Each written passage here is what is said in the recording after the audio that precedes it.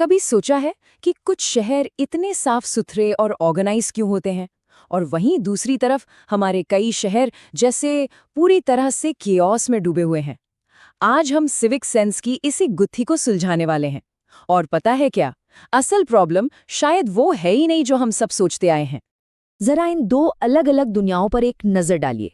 एक तरफ है कोपेनहेगन, जहां पब्लिक टॉयलेट्स तक साफ सुथरे हैं, ट्रैफिक एकदम कायदे से चलता है। और फिर आते हैं हमारे शहर, जहां कूड़े के ढेर दिखना आम है, हॉर्न का शोर कभी बंद ही नहीं होता। ये जो जमीन आसमान का फर्क है ना, ये वाकई में चौंकाता है। और इसी को देखकर हमारे दिमाग में एक सवाल आता है, एक बहुत सीधा सा सवाल जो शायद सही सवाल ही नहीं है। तो क्या ये सब सिर्फ इसीलिए हो रहा है क्योंकि हम लोगों में सिविक सेंस ही नहीं है? देखिए, सारा का सारा दोष पब्लिक पर डाल देना ये तो सबसे आसान काम है ना? लेकिन अगर हम थोड़ा और गहराई में जाएं तो पता चलता है कि असली जड़ें तो कहीं और ही हैं। ये सिस्टम से जुड़ी हुई हैं। तो चलिए इस पीपल प्रॉब्लम वाले मिथक को तोड़ते हैं, इस आसान से दिखने वाले जवाब को जरा चैलेंज करते हैं। क्योंकि सच तो ये है कि जब हम कहते हैं कि ये सिर्फ लोगों की समस्या है, तो हम उन असली बड़ी ताकतों को देखने से बच रहे होते हैं जो असल में ये सब करवा रही हैं। तो अगर हमें इस पूरी कहानी को सच में समझना है ना, तो हमें इसकी एक एक परत को उधेड़ना होगा। हमें उन कड़वी सच्चाइयों का सामना करना पड़ेगा जिनसे हम सब अक्सर नजरें चुरा लेते हैं। असल में इस एक समस्या की जड़ें 3 अलग-अलग संकटों में फैली हुई हैं, और ये तीनों एक दूसरे से जुड़े हुए हैं। पहला है एक सामाजिक संकट, दूसरा इंफ्रास्ट्रक्चर का संकट, और तीसरा है एक मनोवैज्ञानिक संकट। तो पहला संकट वो है सामाजिक। सोचकर देखिए, हमारे समाज में जाति और क्लास का सिस्टम कितना गहरा है। यहाँ साफ सफाई को किसी और का काम माना जाता है ना? मतलब ये किसी एक खास ग्रुप का काम है, हमारा नहीं। और बस यही सोच हमें अपनी जिम्मेदारी से कोसों दूर ले जाती है। और यही सोच पता है क्या करती है?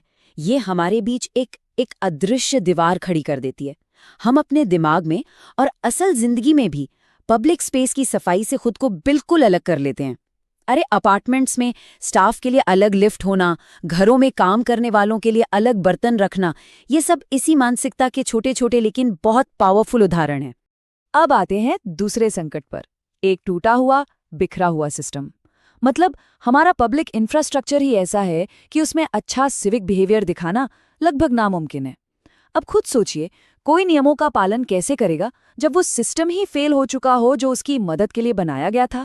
जब पब्लिक टॉयलेट्स इतने गंदे हों कि उन पर ताला लगाना पड़े, जब फुटपाथ चलते चलते अचानक सड़क में गायब हो जाएं, तो कोई क्या करेगा? मतलब जब सरकारी बेसिक सुविधाएं नहीं देगी तो लोगों के पास चारा ही क्या बचता है? ऐसे में नियम तोड़ना कोई चॉइस नहीं रह जाती, वो एक मजबूरी बन जाती है। और फिर आता है तीसरा संकट, सहानुभूति की कमी। मतलब हमारे अंदर एक कम्युनिटी वाली फीलिंग, एक दूसरे के लिए अपनापन, वो कहीं खोसा गया है। नतीजा, हम सब अपने अपने प्राइवेट बबल्स में जी रहे हैं, और हमारी गाड़ी के शीशे के बाहर या दरवाजे के उस पार क्या हो रहा है, इससे हमें कोई मतलब ही नहीं। तो इसका सल्यूशन क्या है? क्या कोई रास्ता है? बिल्कुल है। और अच्छी बात यह है कि हमें कहीं दूर देखने की जरूरत नहीं है। दुनिया के कई देश हमें दिखाते हैं कि सिविक सेंस कोई ऐसी चीज नहीं है जो लोगों में पैदाइशी होती है। नहीं, इसे बनाया जाता है एक अच्छे सिस्टम और स्मार्ट डिजाइन के जरिए। अब जरा इस पर गौर कीजिए, ये बहुत दिलचस्प है। ये सिस्टम के फर्क को बिल्कुल साफ दिखाता है। डेनमार्क में कचरे को 10 अलग अलग हिस्सों में बांटा जाता है। इससे क्या होता है? रिसाइकलिंग एक डिफ़ॉल्ट ऑप्शन बन जाता है। और हमारे यहाँ सिस्टम ज्यादा से ज्यादा गीले और सूखे कचरे तक ही सिमटा हुआ है। जर्मनी और डेनमार्क का ये वाला सिस्टम तो और भी कमाल का है। यहाँ पता है क्या होता है? यहाँ कचरे को एक रिसोर्स में बदल दिया गया है।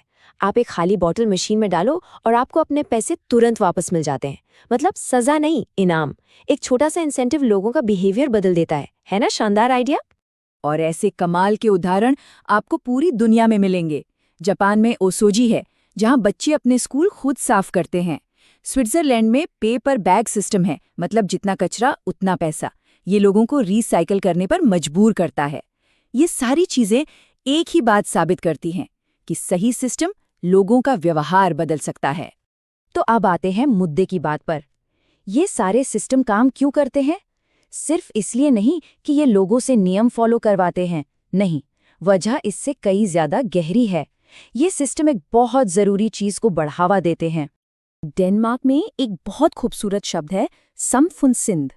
इसका मोटा मोटा मतलब है एक ऐसी सोच जिसमें लोग समाज और कम्युनिटी की भलाई को अपनी भलाई से ऊपर रखते हैं, और यहीं से एक पॉजिटिव साइकिल शुरू हो जाता है। एक अच्छा सिस्टम लोगों में ये अपनापन जगाता है, और फिर वही अपनापन लोगों को उस सिस्टम को बचाने के लिए मोटिवेट करता है। और सच कहें तो असली और टिकाऊ बदलाव सिर्फ डंडे के जोर पर या नियमों से नहीं आता।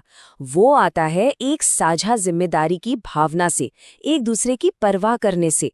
सरकार का काम है सिस्टम बनाना, बिल्कुल, लेकिन फिर वही सिस्टम समाज में सहानुभूति और अपनापन बनाने में भी मदद करता है। तो बात घूम फिरकर एक ही जगह आती है। एक साफ देश असल में एक हमदर्द देश की निशानी होता है। असली चुनौती सिर्फ सड़कें साफ करने की नहीं है, बल्कि उस हमदर्दी को, उस अपनेपन को जगाने की है जो किसी भी समाज को असल मायनों में सिविलाइज्ड बनाती है। तो सवाल ये है कि इसकी शुरुआत हम कैसे करेंगे?